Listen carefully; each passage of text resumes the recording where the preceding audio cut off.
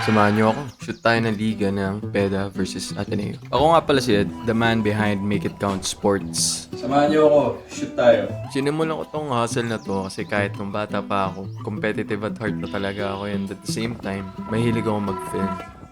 Pinagtuunan ko ng oras yung basketball. Kaso, as time passes by, na-realize ko din na baka hindi talaga para sa akin tong larong to. Kaya, nag-stick ako sa pag-video, mag-create, at ibahagi ang kwento gamit ang camera na meron ako. Kaya ngayon, nagdesisyon ako na ihalo yung love ko sa sports at sa pag-video. At ito na tayo. Nakapagsimula na. Napalas na tayo, sakay na ako ng kotse, and syempre, hindi mawawala yung kape.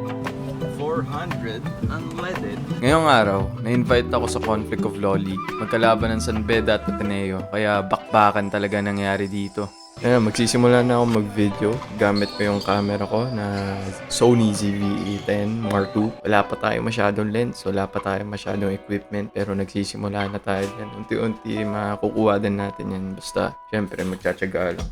Nagsushoot ako ng mga ligang labas, kahit anong sports pa yan. Tapos ginagawa ko ng highlights. Bali ang trabaho ko ay videographer at video editor. Dito sa laro ng Beda at saka Ateneo, medyo nagkainitan sa kalagitnaan ng laro.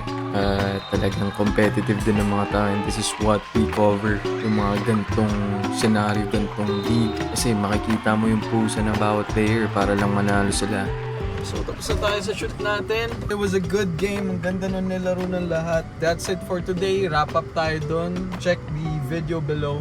Yan yung gawa ko for that. Please support my page and follow Make It Count Sports. Ano ba meaning yan? MIC, Make It Count po yan. And we're here to take sports coverage, all sports, volleyball, pickleball, basketball, golf, tennis, lahat ng yan i-cover natin, and we're gonna solely focus on sports itself. We'll do all-out videos on representing players, teams, all around. Basta lahat ng yan, cover natin yan. And just message our page below. Yan, Make It Count Sports. Yun, thank you for watching, guys. Every day we make it count.